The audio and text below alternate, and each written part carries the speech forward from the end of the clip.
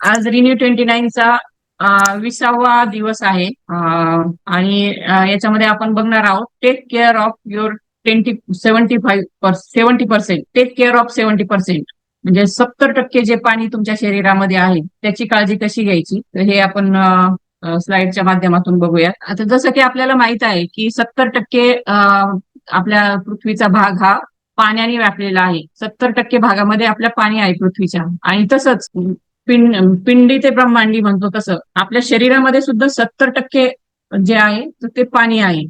तर कोणत्या कोणत्या भागामध्ये किती पाणी आहे आपल्या शरीराचे, तर आपलं जे लंग्ज आहेत, आपले फुफ्फुसामध्ये 83% पाणी आहे. आपल्या स्किनमध्ये, त्वचेमध्ये 64% पाणी आहे. मसल आणि किडनीमध्ये 79% पाणी आहे. आपल्या हाडांमध्ये 31% पाणी आहे. आपल्या ब्लडमध्ये 90% पाणी आहे.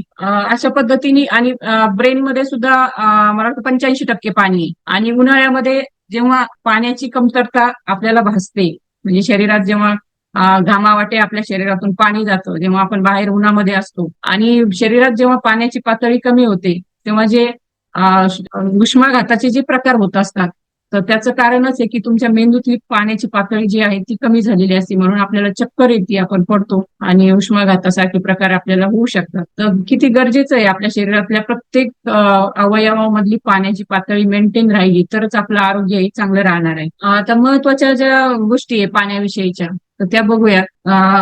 आता आपल्या प्रत्येक पेशीला ऑक्सिजन पोहोचत असतो.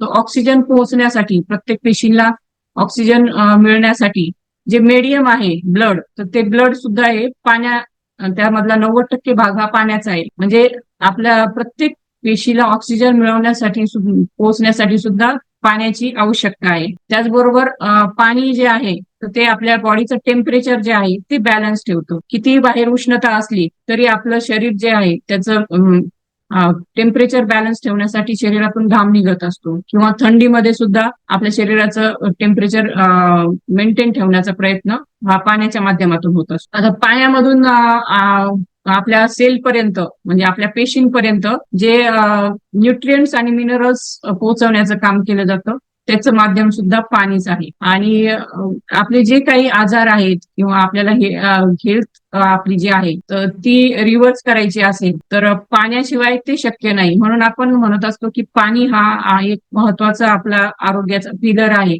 म्हणून पाण्यावर आपण फोकस करत असतो की तुम्ही पाणी किती पिताय. पाणी जर तुम्ही कमी पित असाल तर बरेच प्रॉब्लेम तुम्हाला फेस करावे लागतील, ते आपण पुढे बघणारच आहोत. तर पाण्याशिवाय आपला कुठलाही आजार रिव्हर्स होणं शक्य नाहीये. आणि म्हणून पाण्याचं महत्व हे खूप आहे आपल्या आरोग्यासाठी. एक वेळ अन्नाशिवाय आपण 21 दिवस पर्यंत जगू शकतो, परंतु पाण्याशिवाय शक्य नाहीये. कारण पाणी नसेल तर आपल्या जे सगळ्या क्रिया आहेत तर त्या बंद पडू शकतात. आता पाण्याचा जो रोल आहे तर तो काय आहे आपल्या वेगवेगळ्या अवयवांमध्ये. पाण्याचा काय रोल आहे, तर आपले जे स्पाईन आहे, स्पाईनला प्रोटेक्ट करण्याचं काम, म्हणजे आपला जो पाठीचा कणा आहे त्याच्या प्रोटेक्शनसाठी सुद्धा पाणी आवश्यक आहे. आपले जॉईंट्स आणि टिश्यू साठी सुद्धा पाण्याची आवश्यकता आहे. आता ते कसं, तर आपला जो पाठीचा कणा आहे त्याच्यामध्ये 33 स्पायनल कॉर्ड आहे, बरोबर. 33 बोन्स आहेत आपल्या स्पायनल कॉर्ड्स मध्ये. आणि ते एकमेकांना जे धरून ठेवलेले असतात, तर त्याच्यामध्ये ते दोन बोन्सच्या मध्ये, म्हणजे दोन मणक्यांच्या मध्ये जे फ्लुइड असतं त्यामध्ये सुद्धा पाणी असतं. आणि ते फ्लुइड त्यामध्ये असल्यामुळं आपला जो मुवमेंट होत असते आपल्या पाठीच्या कण्याची, वेगळे बोन्स, आपली जी फ्लेक्झिबिलिटी जी आहे तर ती त्यामुळं मेंटेन राहते. त्याच्यामध्ये फ्लुइड आहे, म्हणजे पाणी आहे त्यामध्ये. आणि त्याचबरोबर आपले जे हाडं आहे तर त्याला कुशनिंगचं काम सुद्धा ते देतं. म्हणजे एकमेकांना घासून त्याचं नुकसान होऊ नये म्हणून कुशनिंग जे आहे तर ते सुद्धा पाण्यामुळे मिळतं. त्याचबरोबर आपल्या पाठीच्या कण्याला कुठली इंजुरी होऊ नये, कुठलाही डॅमेज होऊ नये, यासाठी सुद्धा ते प्रिव्हेंट करण्याचं काम सुद्धा पाण्याच्या माध्यमातून होत असतं. त्याचबरोबर आपले जॉईंट्स जे आहेत तर त्याचं प्रोटेक्शन सुद्धा पाण्यामुळे होत असतं. कारण त्या जॉईंट्सच्या मध्ये ते जे पाण्याचं प्रमाण असतं, आपण आत्ताच बघितलं की आपल्या हाडांमध्ये सुद्धा 33% पाणी असतं. आणि तेच पाणी आपल्या जॉईंटसाठी सुद्धा त्याला असं इंजुरी होऊ नये म्हणून ते हेल्प करत असतं. त्याचबरोबर लुब्रिकेशनचं काम सुद्धा करत असतं, म्हणजे मुवमेंट करत असताना सुद्धा त्या सोप्या पद्धतीने करण्यासाठी त्या जॉईंट्स मध्ये पाणी आवश्यक असतं. आणि त्याचबरोबर जॉईंटचं कुशनिंग सुद्धा अर्थातच पाण्यामुळे व्यवस्थित होत असतं. आणि आपल्या ज्या पूर्ण टिश्यू आहेत, तर त्या टिश्यू आपल्या पूर्ण आपल्या शरीर हायड्रेट ठेवण्यासाठी आणि मॉइस्ट ठेवण्यासाठी, म्हणजे बॉडीचं हायड्रेशन मेंटेन करण्यासाठी पाण्याची आवश्यकता ही खूप आहे. आता दुसरं महत्वाचं जे काम आहे पाण्याचं, की ते आपल्या शरीरातले जे टॉक्झिन्स आहेत तर ते बाहेर काढण्याचं काम करत असतो. हे टॉक्झिन्स जे आहेत ते 3 पद्धतीने शरीरातून बाहेर पडत असतात. पहिलं तर आहे आपला घाम. घामाच्या माध्यमातून सुद्धा आपल्या शरीरातले टॉक्झिन्स बाहेर पडत असतात. त्यानंतर लघवी वाटे पडतात आणि त्याचबरोबर मलमूत्र विसर्जन त्या माध्यमातून सुद्धा आपलं टॉक्झिन्स बाहेर पडत असतात. या तिन्ही क्रियांसाठी पाणी लागत असतं शरीरामध्ये. शरीरातून घामाच्या माध्यमातून सुद्धा पाणी बाहेर पडतं आणि हे बाकीच्या ज्या 2 क्रिया आहेत त्यामधून सुद्धा पाणी बाहेर पडतं. आणि पाण्याचं प्रमाण जर व्यवस्थित शरीरामध्ये असेल, पाण्याचा इंटेक आपला प्रॉपर असेल, तर आपल्या बॉडीचं टॉक्झिन्स बाहेर पडायला मदत होत असते. आता आपण बऱ्याच वेळा ऐकतो की एखाद्याला किडनी स्टोन झालाय किंवा रिनल स्टोन झालाय, मूतखडा झालाय, तर त्या मूतखड्याच मागचंही कारण हेच असतं की त्या व्यक्तीच्या रोजच्या रुटीनमध्ये पाण्याची कमतरता आहे. कसं तर आपल्या शरीरातलं जे मिनरल्स वगैरे जे काही टॉक्झिन्स बाहेर पडत असतात, तर किडनीमध्ये जर पाण्याचं प्रमाण कमी असेल तर ते क्रिस्टल बनतात त्या मिनरल्स पासून, आणि तेच क्रिस्टल नंतर हळूहळू जमा होत जाऊन त्याचे स्टोन बनतात.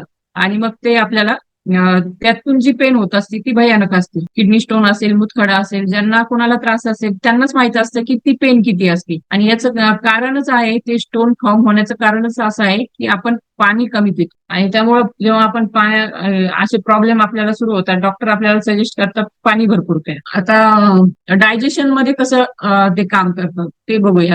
डायजेशन मध्ये सुद्धा पाण्याचा आपला इंटेक जर प्रॉपर असेल तर आपलं डायजेशन प्रॉपर होतं आणि एनर्जी सुद्धा आपली वाढते. आता डायजेशन जे सुरू होतं, म्हणजे मेकॅनिकल जी प्रोसेस आहे, तर ती डायजेशनची सुरू होती आपल्या तोंडामध्ये आपली सलावा प्रोडक्शन होत असतं. दिवसभरामध्ये जवळपास 1.5 लिटर लाळ आपली निर्माण होत असते आणि त्याचा अर्थातच मुख्य घटक आहे पाणी. ही सलावा जी आहे तर ती डायजेशनच्या आपल्या अन्नपचनाच्या प्रोसेसमध्ये मदत करत असते, कारण त्यातून आपल्याला खूप बरेचसे डायजेस्टिव्ह एन्झाईम्स येत असतात, सिक्रीट होत असतात, आणि ते एन्झाईम्स हे आपल्या अन्न पचनासाठी मदत करत असतात. तर ती सलायवा सुद्धा म्हणजे एक प्रकारचं पाण्यापासूनच बनलेली. त्याचबरोबर आपले जे आपण वॉटर सोल्युबल जे फायबर घेतो, तर त्याच्या डायजेशनसाठी सुद्धा पाण्याची आवश्यकता असते. त्याचबरोबर जेव्हा आपण अन्न गिळतो, कुठलंही कडक अन्न जर जेव्हा गिळतो तेव्हा त्यामध्ये ते आपली सलायवा मिक्स होते आणि ते सॉफ्ट होतो तो ते अन्न पदार्थ, आणि मग तो आपल्या डायजेशन सिस्टीम मधून पास होत असतो. कुठलाही कोरडा पदार्थ आपण डायरेक्ट आपल्या पोटामध्ये जात नाही, तर त्याचं जे सॉफ्ट फूड मध्ये रूपांतर होतं आणि त्यानंतर ते आपल्या पोटामध्ये जातो. त्याशिवाय ती मुवमेंट होऊ शकत नाही त्या अन्न घटकांची. त्याचबरोबर आपल्या शरीरामध्ये विटॅमिन्स आणि मिनरल्सच्या ऑब्झॉर्प्शन साठी सुद्धा पाण्याची गरज खूप असते. त्याचबरोबर न्यूट्रियंट्स जे आहेत तर ते आपल्या शरीराच्या प्रत्येक सेलपर्यंत पोहोचवण्यासाठी सुद्धा पाणी मदत करत असतं. येस. आता जेव्हा आपल्या शरीरामध्ये पाणी कमी पडतं, जेव्हा आपण पाणी आवश्यकतेपेक्षा कमी प्यायला लागतो, तर तेव्हा वेगवेगळे हेल्थ चॅलेंजेस आपल्याला फेस करावे लागू शकतात. जसे की किडनी स्टोन आहे, कॉन्स्टिपेशन म्हणजे बद्धकोष्ठता, पोट साफ न होणे, त्याचबरोबर स्किनचे प्रॉब्लेम आपल्याला दिसायला लागतात. ऍक्ने आहे, पिंपल आहे, ड्राय स्किन आहे, रिंकल्स लवकर यायला लागतात जेव्हा आपण पाणी कमी पितो. त्याचबरोबर हार्टबर्न म्हणजे जळजळ जी होते आपल्याला, तर छातीमध्ये जळजळ होण्याचा प्रकार हे पाण्याच्या इनटेक कमी असल्यामुळेच होतो. त्याचबरोबर अल्सर सारखा त्रास सुद्धा आपल्याला यातून होऊ शकतो. आणि ऍसिडिटी वाढते, ऍसिडिक स्टमक जे आहे तर ते त्याच्यामुळे होतं. ब्लड प्रेशर वर सुद्धा त्याच्यामुळे परिणाम होतो. अस्थमा, ऍलर्जी, ओबेसिटी हे त्रास सुद्धा आपल्याला पाण्याच्या कमतरतेमुळे होऊ शकतात. आता तुम्ही पाणी पुरेसं पिताय की नाही हे कसं ओळखायचं? आपल्या शरीराला किती पाणी गरजेचं आहे? एक तर आपलं लाईफस्टाईल, त्याचबरोबर आपलं वजन आणि ऍटमॉस्फिअर या 3 घटकांवर अवलंबून असतं. मग आपण पुरेसं पाणी पितोय की नाही याचे काही सायन्स आहेत. जर पुढचे काही लक्षणं आपल्यामध्ये दिसले तर असं समजायचं की आपण कमी पाणी पितोय. जसं की तुमची लघवी जर डार्क येलो असेल, म्हणजे डार्क पिवळ्या कलरची जर लघवी असेल, तर असं समजायचं की आपला पाण्याचा इंटेक कमी आहे. त्याचबरोबर खूप वास येत असेल लघवीचा, तरी पण समजायचं की आपण पाणी कमी पितोय. आणि सारखं सारखं आपल्याला लघवीला नाही जावं लागत. खूप वेळानंतर आपण कधीतरी जातो लघवीले 3-4 तासांच्या नंतर. अशा वेळी सुद्धा समजायचं की आपण पाणी कमी पितोय. त्याचबरोबर तोंडाचा वास येत असेल तरी पण असं समजा की आपला पाण्याचा इंटेक कमी आहे. त्याचबरोबर तुम्हाला जर बद्धकोष्ठता किंवा पचनाचे काही त्रास असतील तरी सुद्धा आपला पाण्याचा इंटेक हा कमी असू शकतो. त्याचबरोबर स्किनचे इश्यू जसे की पिंपल आहे, ऍक्ने आहे किंवा ड्राय स्किन असं जर आपल्याला त्रास असतील तर आपले पाण्याचा इंटेक हा आपण वाढवणं गरजेचं आहे. त्याचबरोबर थकवा येत असेल तर तरी सुद्धा आपण बघायचंय की आपण पाणी पुरेसं पितोय की नाही. आता पाणी किती प्यायला पाहिजे, तर पाणी किती प्यायचं हे तुमचं वजन किती आहे, तुमचं लाईफस्टाईल कशी आहे. तुमची लाईफस्टाईल जर तुम्हाला जर कष्टाचं काम करावं लागत असेल, बाहेर आउटडोअर तुमचं काम असेल तर तर तुम्हाला पाण्याची जास्त गरज आहे. त्याचबरोबर तुमचं जर सेडेंटरी लाईफस्टाईल असेल, बसून काम करायचं असेल, तर त्यानुसार तुमची पाण्याची शरीराची जी गरज आहे ती बदलणार आहे. आणि त्याचबरोबर सीझन म्हणजे उन्हाळ्यामध्ये जास्त पाणी लागतं, पावसाळ्यामध्ये हिवाळ्यामध्ये त्या मानाने कमी पाणी लागतं. म्हणजे प्रत्येकाची शरीराला किती पाणी लागतं हे त्याच्या वजनानुसार, त्याच्या लाईफस्टाईलनुसार आणि सीझन नुसार अवलंबून असतं. त्याचबरोबर जे कोणी ज्यांच्या आहारामध्ये कॉफीचं प्रमाण जास्त आहे किंवा अल्कोहोल इनटेक करतायत, निकोटीन इनटेक करतायत, तर हे जे पदार्थ आहे तर ते आपली बॉडी डिहायड्रेट करत असतात. आणि त्यामुळं ज्यांना या गोष्टींची सवय आहे, कॅफिन घेणं किंवा अल्कोहोल, निकोटीन म्हणजे तंबाखू खाणं, तर अशा व्यक्तींनी बाकीच्यांपेक्षा थोडंसं जास्त पाणी प्यायचंय. कारण हे जे पदार्थ आहेत ते तुमची बॉडी डिहायड्रेट करत असतात. आता पाणी कसं प्यावं हा सुद्धा सगळ्यात महत्वाचा प्रश्न आहे. कारण आता जर एखाद्याला सांगितलं की तुझ्या शरीराला 4 लिटर पाण्याची गरज आहे, तर मग आपलं आपलं टार्गेट असतं की आपल्याला 4 लिटर पाणी दिवसभरामध्ये संपवायचंय. पण मग एकाच वेळी जर 1-1 लिटर आपण पाणी प्यायला लागलो तर ते चुकीचं आहे. तर एकाच वेळी खूप जास्त पाणी पिऊ नका. एका वेळी 1 ग्लास पाणी, आणि तेही अगदी सिप सिप करून, अगदी निवांत तुम्ही बसून तुम्ही पाणी प्या. उभ्यानी पाणी प्यायचं नाहीये. खाली बसून आणि प्रॉपर हळूहळू सिप बाय सिप पाणी प्यायचंय. त्याचबरोबर रेग्युलर इंटरव्हल मी पाणी प्यायचंय. रेग्युलर इंटरव्हल म्हणजे कमीत कमी 1 तासाने तुम्ही 1 ग्लास पाणी पिलं पाहिजे. 1 तासाचं अंतर पाहिजे तुमच्या याच्यावर. 2-3 तास तुम्ही अजिबात पाणी नाही पिलं तर ते चुकीचं आहे. तर बॉडी तुमची डिहायड्रेट होऊ शकते तिथं. तर कमीत कमी 1 तासाने तुम्ही पाणी पिलं पाहिजे.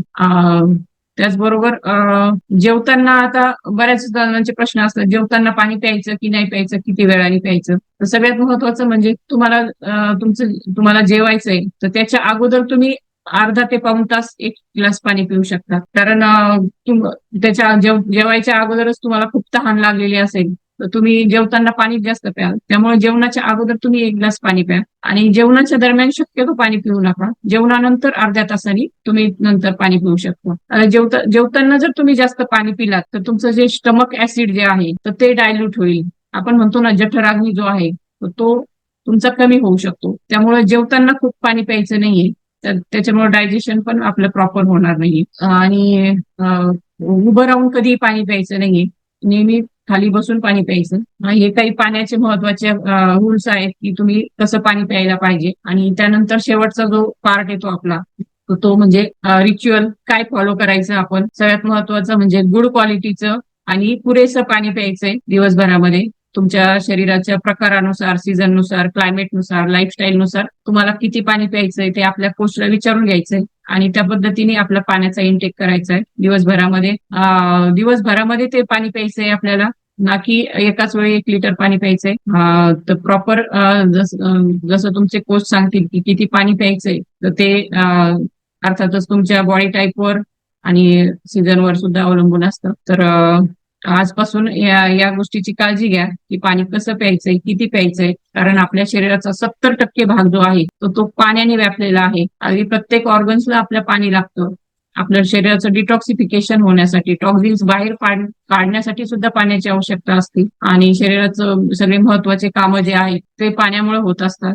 तर येस, आज एवढंच होतं. Thank you so much.